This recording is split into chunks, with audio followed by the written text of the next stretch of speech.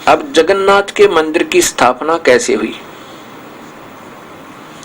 जिसको एक नंबर का धाम मानते हैं।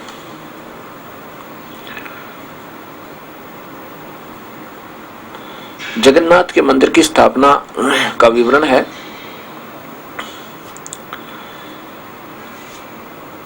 एक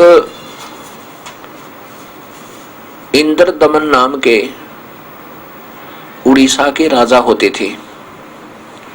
वो भगवान विष्णु के बहुत तगड़े श्रद्धालु और उपासक थे। एक बार भगवान विष्णु ने श्री कृष्ण ने उस राजा को स्वप्न में दर्शन दिए और कहा कि इंद्रदमन, आप एक मंदिर बनवा दो और उसका जगन्नाथ नाम रखना। स्वप्न में वो स्थान दिखाया जहां पर आज जगन्नाथ जी का मंदिर पुरी में विराजमान है।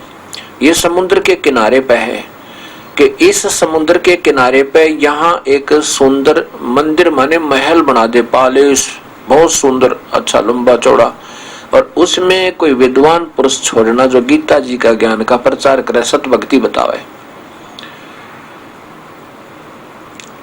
ये कहकर के भगवान विष्णु अंतर्ध्यान हो गए स्वप्न में, अर्थात श्री कृष्ण जी। और ये भी कहा था कि उसमें कोई मूर्ति वगैरह मत रखवाना, वो पाखंड पूजा नहीं करना, वहां पे केवल वेदानुसार गीता अनुसार साधना प्रारंभ करना, और इस कलयुग में उद्धार होगा बड़ी आत्माओं का। इसलिए उस मंदिर की स्थापना करवानी भगवान श्री कृष्ण ने चाही थी।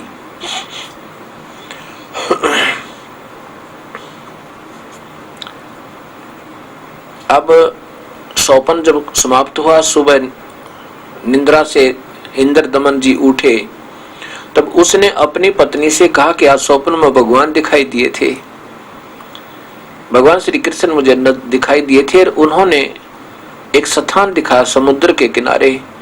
उस समुद्र के किनारे वो स्थान दिखाकर मुझे कहा कि एक सुंदर भवन बनवा देना, और यहाँ पर कोई विद्वान पुरुष केवल गीता का ज्ञान प्रचार करे, सतभक्ति बतावे, उसको छोड़ देना, और उसमें कोई मूर्ति पूजा का पाखंड मत शुरू करवाना। और आज तक प्रमाण है जगन्नाथ जी के मंदिर में मूर्ति पूजा नहीं है। मूर्ति रखी जरूर है, और वो भी उनके न चाहते हुए रखना चाहा था, भगवान के आदेश के विरुद्ध रखना चाहा था, तो मूर्ति के हाथ नहीं बने थे, हाथ और पैर दोनों अधूरे रह गए थे। इंद्रदमन जी की पत्नी वो और भी श्रद्धालु थी, कहने लगी कि आपके तो भाग्य उदय हो गई, स्वयं प्रभु ने आके आपसे कहा है, इससे बढ़िया सुअवसर अपन को कब मिलेगा, और लगा दे भगवान के नाम पर जी खोल कर पैसा, कति दिल खोल कर खूब अच्छा सुंदर बनवाना महल, भगवान का मंदिर। मंदिर का अर्थ महल होता है, घर होता है, लंबा चौड़ा घर, जिसको अंग्रेजी में पैलेस कहते हैं। अब इंद्रदमन ने कारीगर बुलवाए, वो स्थान दिखाया और कंस्ट्रक्शन शुरू होगी, मंदिर बनाना प्रारंभ हुआ। मंदिर बन चुका, और वो मंदिर जब बन चुका तो कुछ दिन के बाद उसमें उस मूर्ति पूजा की तैयारी करनी थी। उससे पहले ही एक समुद्री तूफान उठा और उस मंदिर का नाम और निशान मिटा दिया। निशान भी नहीं रहा कि यहाँ पर कोई मंदिर कभी प्रारंभ हुआ था। अब राजा ने कुछ दिनों के बाद फिर बनवाया, वो फिर ऐसे ही साइक्लोन ने, समुद्री तूफान ने तोड़ दिया। तीसरी बार फिर बनाया। ऐसा सुना है कि पहले भी उनके इंद्रदमन के पूर्वजों ने बनाने की चेष्टा की थी, लेकिन वो भी ऐसे ही मंदिर ने तोड़ दिया था। तब उसको पता चला इंद्रदमन ने कि तेरे पूर्वजों ने भी कोशिश की थी और ये मंदिर नहीं बन पाया था। 6 बार 5 बार ऐसे इंद्रदमन के समय भी टूट गया। अब हताश होकर बैठ गया, आगे भी ये मंदिर नहीं बन सकता, क्योंकि हमारे पूर्वजों से भी नहीं बन पा रहा था। काफी वर्षों से लग रहे थे, जब भी जैसे जिसको आदेश होता था प्रभु का, लेकिन ये मंदिर बन नहीं पा रहा था। तो जब उसको पता चला कि वास्तव में ये तो मंदिर को समुद्र नहीं बनने देता, हताश होकर के इंद्रदमन बैठ गया। वो कबीर परमेश्वर। अब यहाँ आपके मन में ये आओगी कि कबीर साहब फिर मंदिर बनवाते थे तो अब मंदिर की पूजा में को मना भी करते थे। कबीर साहब मंदिर नहीं बनवाते थे। काल ने जब कबीर साहब जोगजीत रूप में आए थे इस मृत लोक में, काल के लोक में, उसमें वचनबद्ध किया था कि हे प्रभु मेरा एक कार्य और करना। मेरा अंश अवतार श्री कृष्ण विष्णु एक मंदिर बनवाना चाहेगा, एक महल बनवाना चाहेगा समुद्र के किनारे, और समुद्र अपनी प्रतिष्ठा का बदला लेने के लिए, अपने अपमान का बदला लेने के लिए वो नहीं बनने देगा।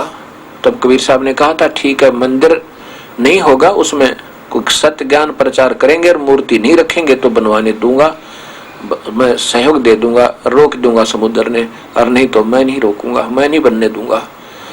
ऐसा ही कहा सतगुरु ने कि कबीर परमेश्वर ने कि इसमें मूर्ति मत रखना। तो ऐसे ही भगवान श्री कृष्ण ने इंद्र दमन को आदेश दिया था कि इसमें मूर्ति पूजा नहीं होनी चाहिए, केवल गीता जी का ज्ञान यानी सदग्रंथ का ज्ञान हो, कोई विद्वान पुरुष बिठाना। ऐसा ही हुआ था, ऐसा ही प्रारंभ, ऐसा प्रॉमिस यानी वायदा होने पर ये मंदिर बनवाना प्रारंभ हुआ था। तो कबीर साहब पहुंचे इंद्र दमन के पास एक वृद्ध रूप बना के, मतलब अलग से रूप बना के इंद्र दमन से कहा कि इंद्र दमन अब तू मंदिर बनवा दे और इस मंदिर को मैं रोक दूंगा, ये समुद्र को मैं रोक दूंगा, ये मंदिर बन जाएगा। अब समुद्र नहीं तोड़ेगा इसको। इंद्र दमन कहने लगा महात्मा जी आपकी बात को मैं सिरोधार्य करता हूँ, आपका सत्कार करता हूँ, लेकिन मेरी समर्थता नहीं रही, मेरे पास वित्त भी नहीं रहा, और साथ में ये समुद्र नहीं बनने देगा मालिक। 6 बार मैं अपने हाथों इतना प्यार से बनवा चुका हूँ, अब मेरा दिल नहीं मानता, क्षमा करना, मैं अब मंदिर नहीं बनवाऊंगा। भगवान प्रभु कबीर परमेश्वर कहने लगे इंद्रदमन अगर तुम्हारी सलाह बने मंदिर बनवाने की तो मैं वहां मिलूंगा, अपना स्थान बता दिया, ऐसे उस स्थान पर मिलूंगा, मुझे पता दे देना, मैं आ जाऊंगा। सोपन में रात्रि के समय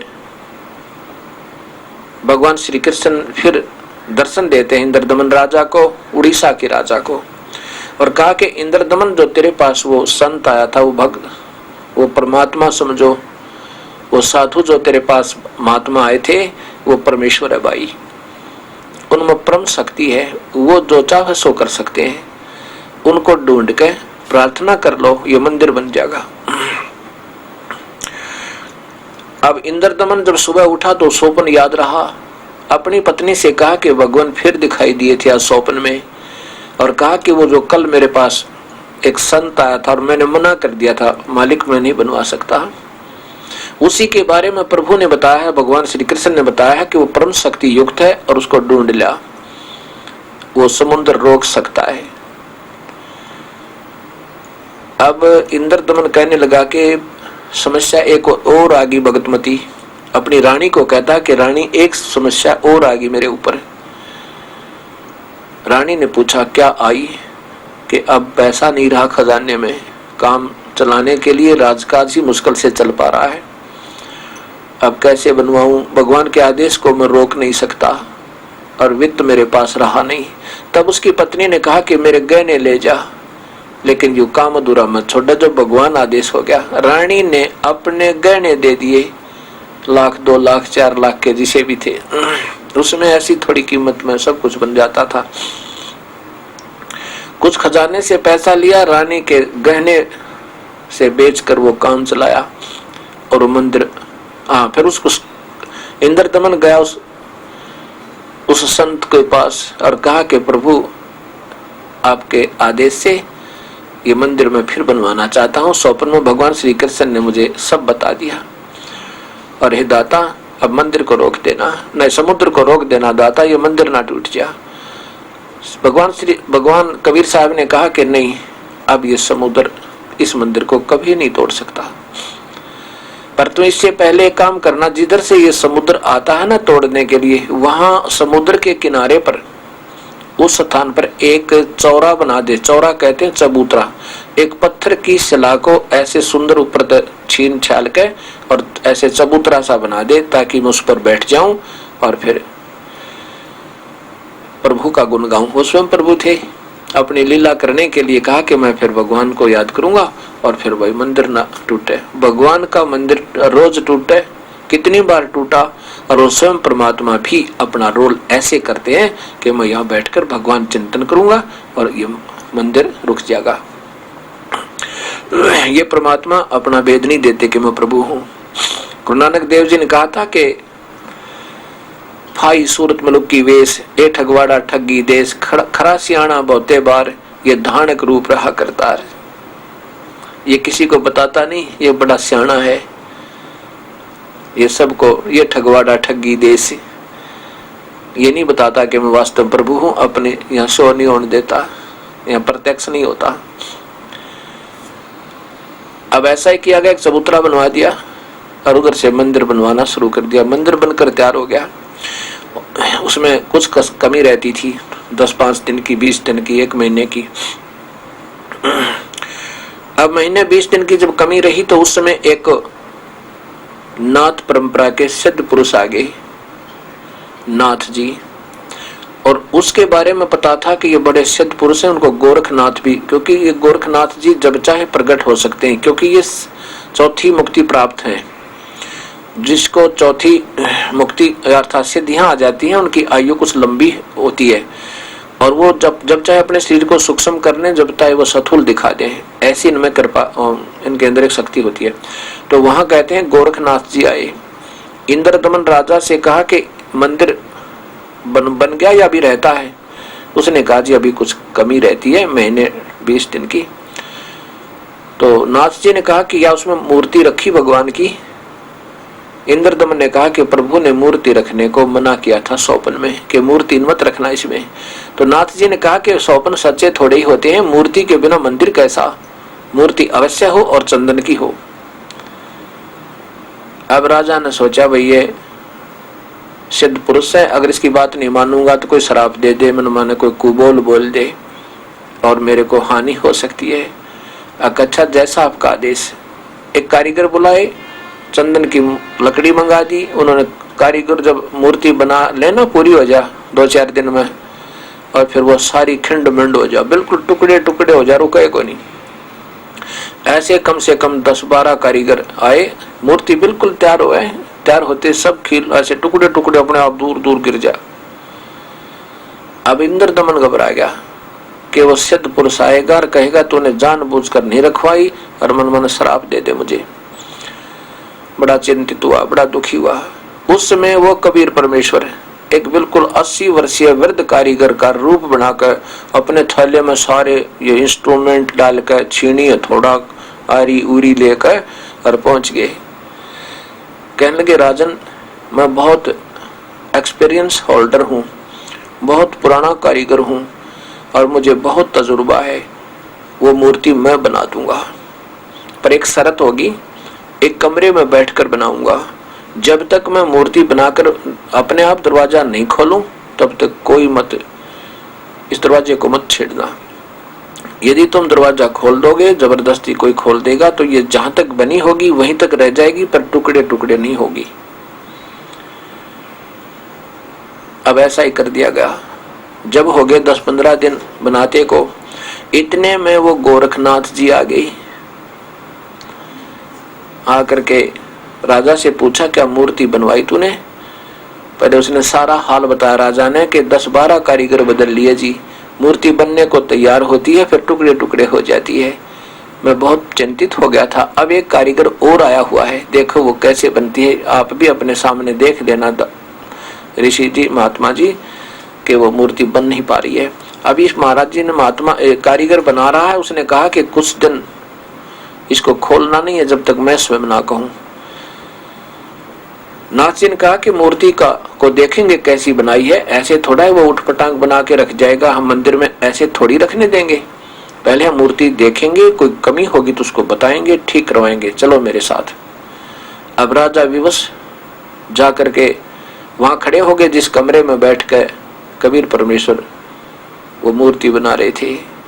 अब बना क्या रहे थे, उनकी लीला करनी थी, भ्रम तोड़ना था नादानों का कि मंदिर में मूर्ति की कतई जरूरत नहीं होती। पर ये हठ धर्मी अधूरे ज्ञानी ये अपने हिसाब से चलते हैं, प्रभु के विरुद्ध चलते हैं। गोरखनाथ जी ने आवाज लगाई, कारीगर दरवाजा खोलो। अंदर ना खटखट की आवाज है, कुछ नहीं। अब 2-3 आवाज जब लगा ली, बिल्कुल नहीं, दरवाजा खोला और ना ही कोई आवाज अंदर से आई। तब सोचा कि कहीं तुम 80 वर्षीय वृद्ध बता रहे थे। गोरखनाथ ने कहा 80 वर्षीय वृद्ध कारीगर बता रहे थे, कहीं वो मर ना गया हो। 15 दिन हो गए, बताओ कुछ दरवाजा नहीं खोला उसने। तोड़ दो दरवाजे को, धक्का देकर दरवाजा खोल दिया। दरवाजा खुला तो मूर्ति तैयार थी, लेकिन उसके हाथ, इससे आगे आगे हाथ नहीं बन पाए थे, बनाने रहते थे ऐसे ही। तो ज्यों के तो वो अब भी जो मूर्ति उस मंदिर में रखी है जगन्नाथ में जी में, उसके आगे के हाथ नहीं है, केवल ऐसे टूंडे हाथ से ऐसे अरियों ही दिखाई देते हैं। ये दास देख कर आया उसको सिर्फ प्रमाण के लिए कि वास्तव में ये सत्य है। तो वो मूर्ति अधूरी रहेगी। आज भी ज्यों की त्यों है, किसी की हिम्मत नहीं बनी उसमें एक छीनी लगाकर उसके हाथ बना दे, वो सारी टूट जाएगी, टुकड़े टुकड़े हो जाएगी, ये बन नहीं सकती। उस कबीर परमात्मा की कृपा से उसने ये दिखाना चाहा था कि मूर्ति से भगवान नहीं मिलता और मूर्ति की पूजा नहीं करनी चाहिए। सभी मंदिरों में अगर किसी मूर्ति का कान भी थोड़ा बहुत टूट जाए ना, थोड़ा सा भी खरोंच आ जाए या कोई उंगली टूट जाए या किधर खरोंच आ जाए, उसको मंदिर में ना रखें, अपशकुन हो गया, ये नहीं रखनी चाहिए हैं। और वहां बिल्कुल टुंडे हाथ भगवान के, वो क्यों रख दी? वहां अपशकुन कहाँ गए? ये कबीर परमेश्वर की समर्थता का प्रत्यक्ष प्रमाण है।